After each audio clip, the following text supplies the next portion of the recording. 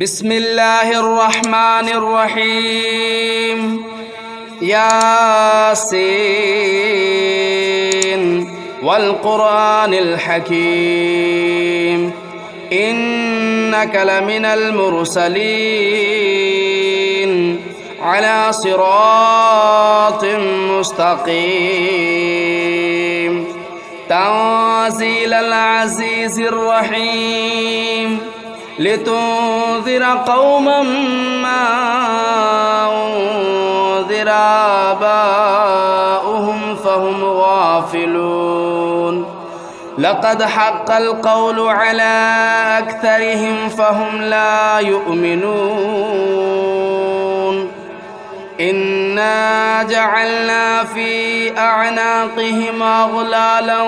فهي إلى الأذقان فهم مقمحون وجعلنا من بين أيديهم سدا ومن خلفهم سدا فأغشيناهم فهم لا يبصرون وسواء عليهم أنذرتهم أم لم تنذرهم لا يؤمنون إنما تنذر من اتبع الذكر وخشي الرحمن بالغيب فبشره بمغفرة وأجر كريم إنا نحن نحيي الموتى ونكتب ما قدموا وآثارهم وكل شيء أحصيناه في إمام مبين واضرب لهم مثلا أصحاب القرية إذ جاءها المرسلون إذا أرسلنا إليهم اثنين فكذبوهما فعززنا بثالث فقالوا إنا إليكم مرسلون قالوا ما أنتم إلا بشر مثلنا وما أنزل الرحمن من شيء إن أنتم إلا تكذبون قالوا ربنا يعلم إنا إليكم لمرسلون وما علينا إلا البلاغ المبين قالوا إنا تطيرنا بكم لئن لم تنتهوا لنرجمنكم وليمسنكم منا عذاب أليم قالوا طائركم معكم أئن ذكرتم بل أنتم قوم مسرفون وجاء من أقصى المدينة رجل يسعى قال يا قوم اتبعوا المرسلين اتبعوا من لا يسألكم أجرا وهم مهتدون وما لي لا أعبد الذي فطرني وإليه ترجعون أتخذ من دونه آلهة إن يردني الرحمن بضر لا تغن عني شفاعتهم شيئا ولا ينقذون إني إذا لفي ضلال مبين إني آمنت بربكم فاسمعون قيل ادخل الجنة قال يا ليت قومي يعلمون بما غفر لي ربي وجعلني من المكرمين وما أنزلنا على قومه من بعده من جود من السماء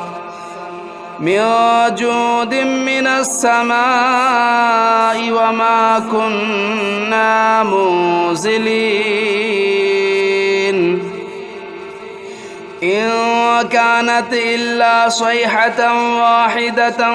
فإذا هم خامدون يا حسرة على العباد ما يأتيهم من رسول إلا كانوا به يستهزئون ألم يروا كم أهلكنا قبلهم من القرون أنهم إليهم لا يرجعون وإن كل لما جميع لدينا محضرون وآية لهم الأرض الميتة أحييناها وأخرجنا منها حبا فمنه يأكلون وجعلنا فيها جنات من نخيل وأعناب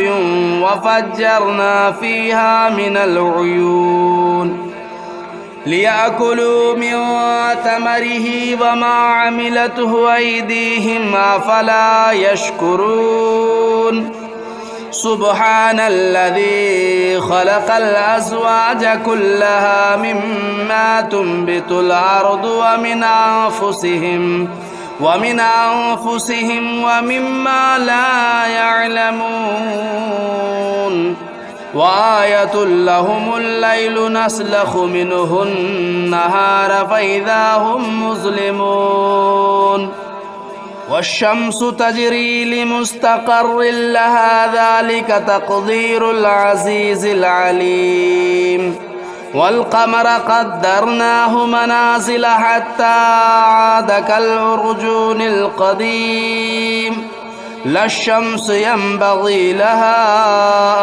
أن تدرك القمر ولا الليل سابق النهار وكل في فلك يسبحون وآية لهم أنا حملنا ذريتهم في الفلك المشحون وخلقنا لهم من مثله ما يركبون وإن نشأ نغرقهم فلا صريخ لهم ولا هم ينقذون إلا رحمة منا ومتاعا إلى حين وإذا قيل لهم اتقوا ما بين أيديكم وما خلفكم لعلكم ترحمون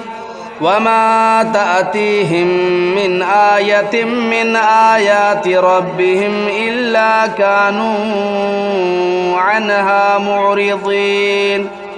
وإذا قيل لهم أنفقوا مما رزقكم الله قال الذين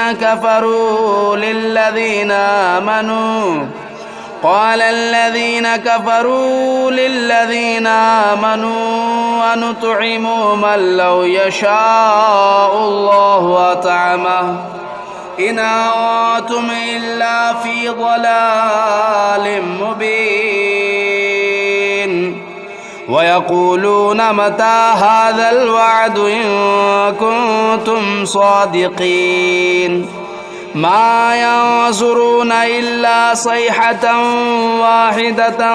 تأخذهم وهم يخصمون فلا يستطيعون توصية ولا إلى أهلهم يرجعون ونفخ في الصور فإذا هم من الأجداث إلى ربهم ينسلون قالوا يا ويلنا من بعثنا من مرقدنا هذا ما وعد الرحمن وصدق المرسلون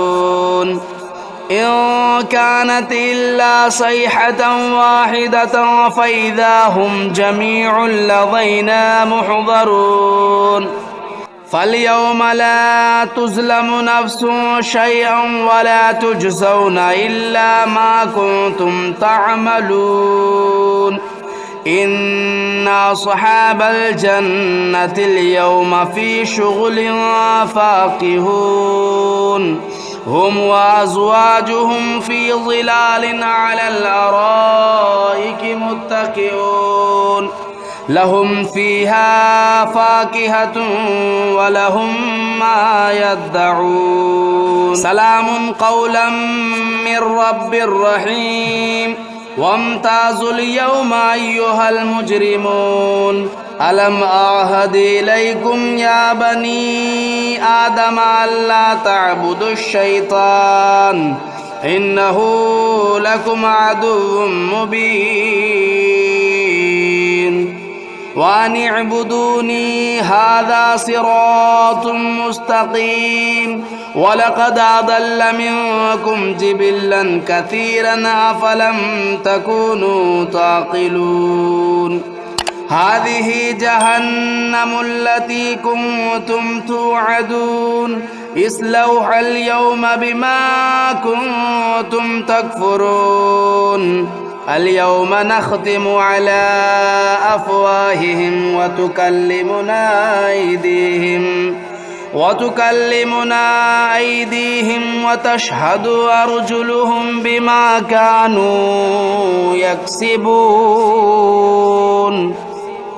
ولو نشاء لطمسنا على أعينهم فاستبقوا الصراط فأنى يبصرون ولو نشاء لمسخناهم على مكانتهم فما استطاعوا مضيا ولا يرجعون ومن نعمره ننكسه في الخلق أفلا يعقلون وما علمناه الشعر وما ينبغي له إن هو إلا ذكر وقرآن مبين لينذر من كان حيا ويحق القول على الكافرين أولم يروا أنا خلقنا لهم مما عملت أيدينا أنعاما فهم لا مالكون وذللناها لهم فمنها ركوبهم ومنها يأكلون ولهم فيها منافع ومشارب أفلا يشكرون واتخذوا من دون الله آلهة لعلهم ينصرون لا يستطيعون نصرهم وهم لهم جند محضرون فلا يحزنك قولهم إنا نعلم ما يسرون وما يعلنون أولم ير الإنسان أنا خلقناه من نطفة فإذا هو خصيم مبين وضرب لنا مثلا ونسي خلقه قال من يحيي العظام وهي رميم قل يحييها الذي أنشأها أول مرة وهو بكل خلق عليم الذي جعل لكم من الشجر الأخضر نارا فإذا أنتم منه توقدون أوليس الذي خلق السماوات والأرض بقادر على أن يخلق مثلهم بلى وهو الخلاق العليم إنما أمره إذا أراد شيئا أن يقول له كن فيكون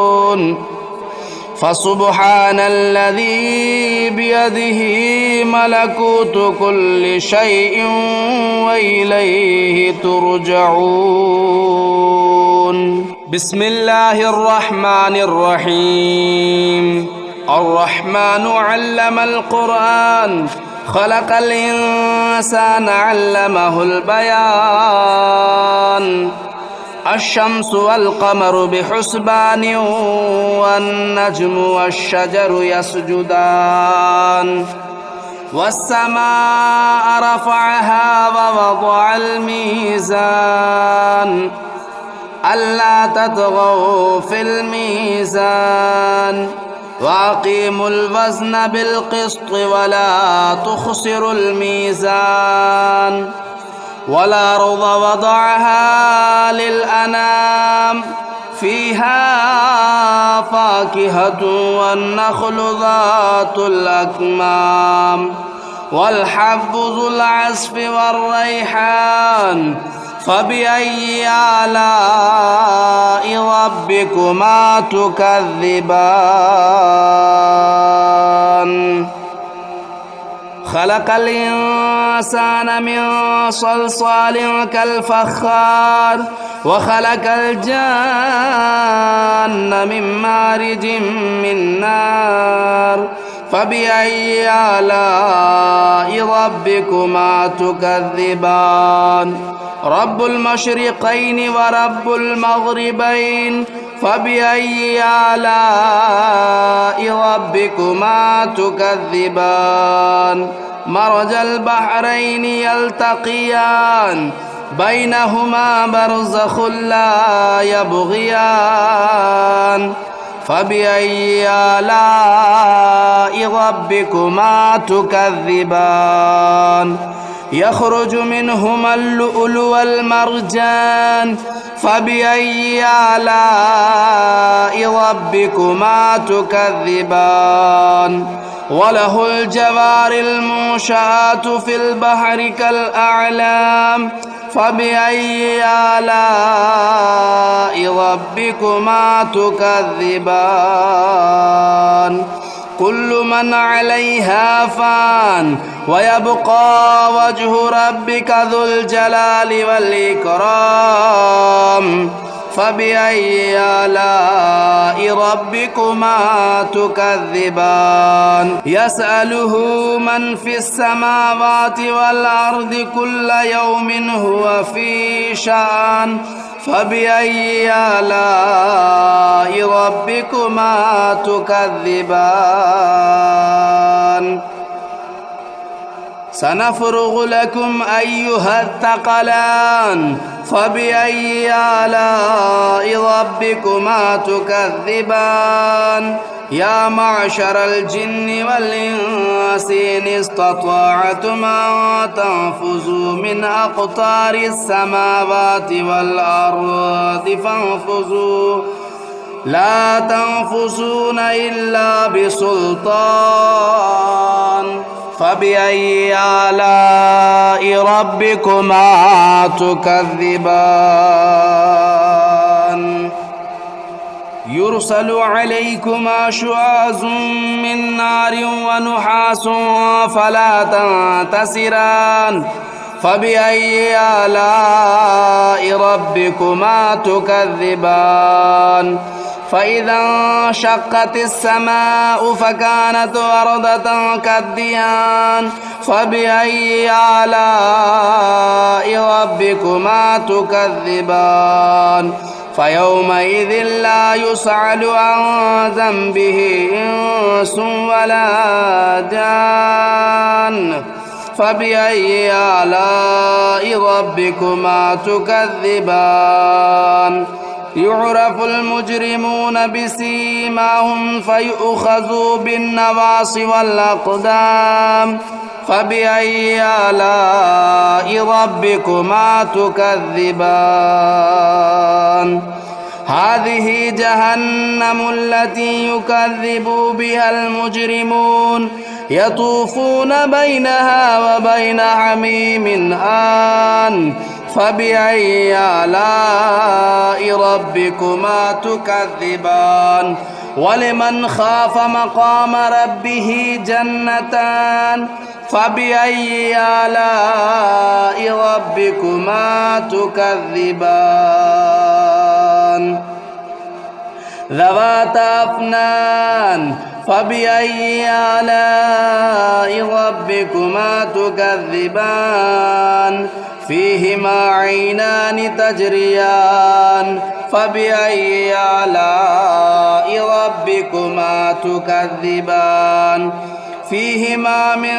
كل فاكهة زوجان فبأي آلاء ربكما تكذبان متكئين على فرش بطائنها من استبرق وجنى الجنتين دان فبأي آلاء ربكما تكذبان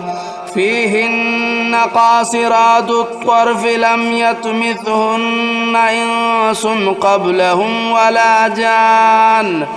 فبأي آلاء ربكما تكذبان كأنهن الياقوت والمرجان فبأي آلاء ربكما تكذبان هل جزاء الإحسان إلا الإحسان فبأي آلاء ربكما تكذبان ومن دونهما جنتان فبأي آلاء ربكما تكذبان مدهامتان فبأي آلاء ربكما تكذبان فيهما عينان نضاختان فبأي آلاء ربكما تكذبان فيهما فاكهة والنخل والرمان فبأي آلاء ربكما تكذبان فيهن خيرات حسان فبأي آلاء ربكما تكذبان